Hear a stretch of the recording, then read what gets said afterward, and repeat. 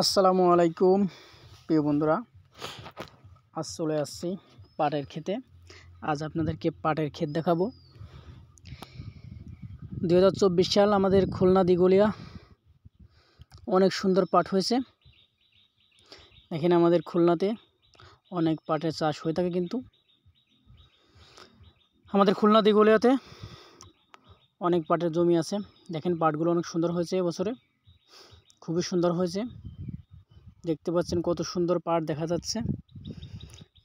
দেখেন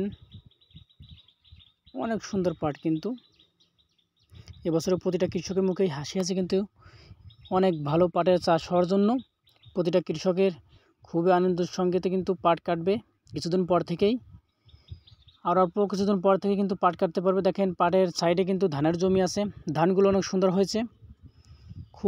পরিবেশটা খুবই সুন্দর, কিন্তু পাট একবার দেখলে বারবার কিন্তু দেখতে মন চায়, এত সুন্দর পাট হয়েছে কিন্তু আমাদের খুলনা দিঘলিয়াতে।